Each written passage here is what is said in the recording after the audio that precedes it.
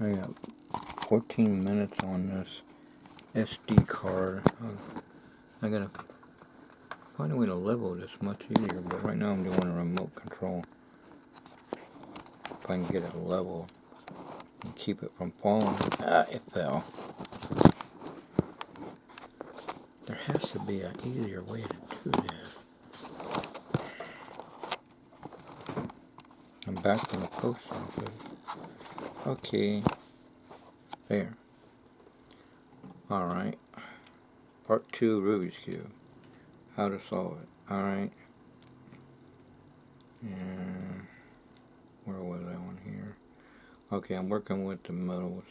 The edge metals. Alright. So I'm looking for the blue white. Well, you know it's not on the top because we got that done. So now I'm looking for, so it's somewhere either in the middle. Sometimes it could be exactly where you're looking at, but in the wrong place. But either way, you do the pattern. With any pattern, you do the pattern to get to the pattern, and if you do the pattern to bring the part you need to be down on the bottom to get into the right place in the middle or the top or whatever. Well, you get the idea. Alright, so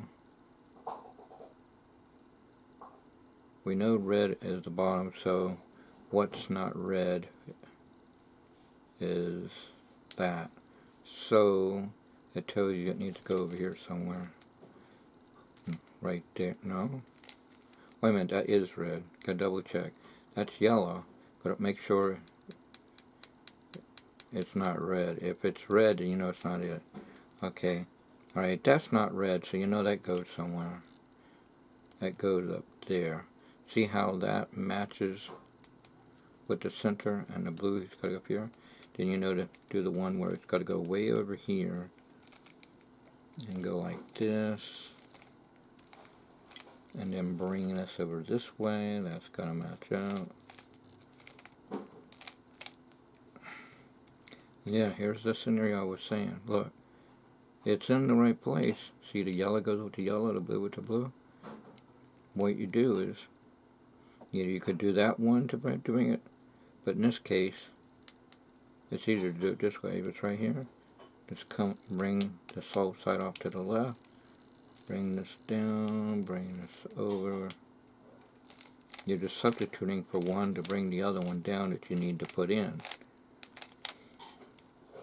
In this case, it's a blue and a yellow goes there. See, that matches up with that, so you know it goes over here to match up with that, to go like this, and this goes up here. Sometimes when you do this, the whole thing gets done.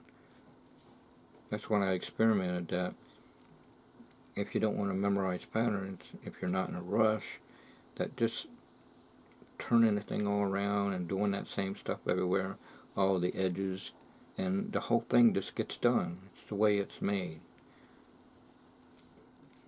God's divine. Alright. Okay. All resources go back to God, go to DOD.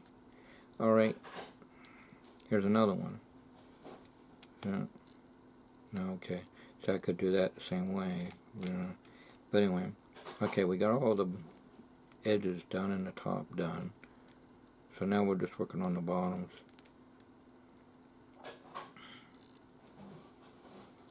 See, you look for one that's done right here. You'd have to look around like this, spin it around.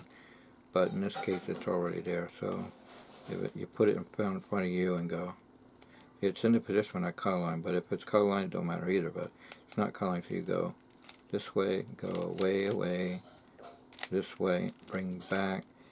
But see, that's there, so you know that's not right. So you got bring back, bring it over the other direction and bring back. Okay. Then bring it over here, bring this back up here. Now look for patterns. Okay, there's two done. I used to do a pattern like this, but I found a shorter way. Thanks to Eddie Beck, Speedcuber. You put the two here,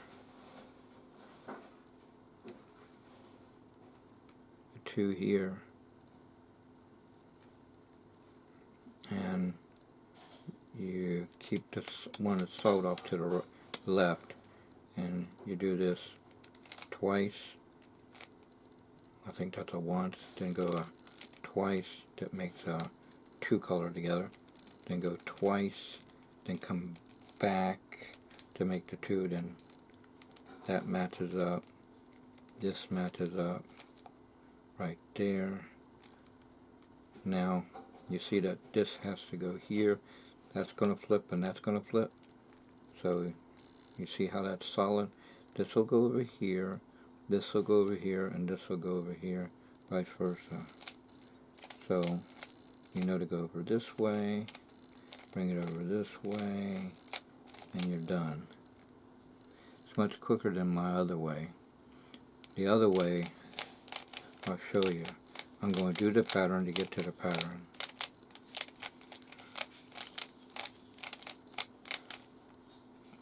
See, there's that pattern again, where two are in the position, but not color line. And the two that are done, I would put right here, and the two that's it's in place but not color line, are in the back. And the two that's done here, I would go just like this.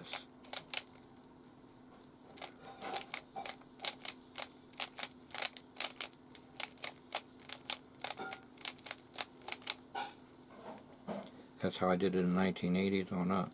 Now thanks to Eddie Vac, SpeedCuber, teaching that pattern to move pieces around,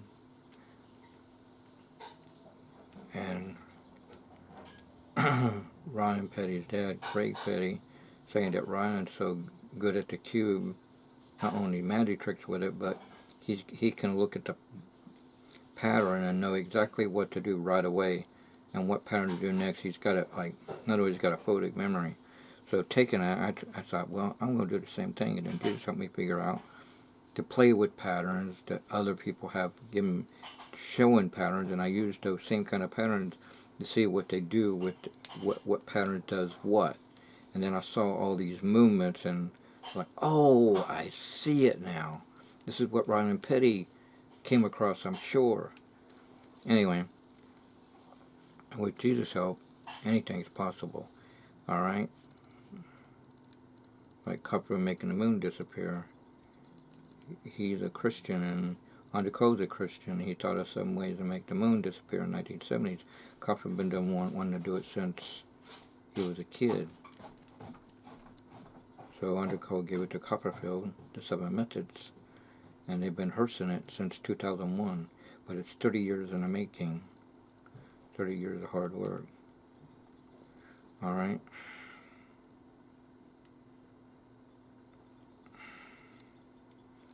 Okay.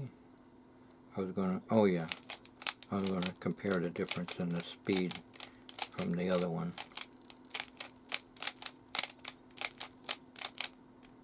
See, there's that pattern. Instead of putting it in the back, I'm going to turn it so that the face is this way. The whole part's done, faces towards the back, and one side done all the way around, off to the left. And this is right, stays right here. The two are right here. It's got to stay like this. And I just go twice, once, twice, twice, back once, then do twice again, I think. No, I bring it down once, there. Then I bring this up twice, there. Which puts it in that pattern where this is solid, it's right here. And this will go over here. These two will flip over and flip over. It's much quicker that way.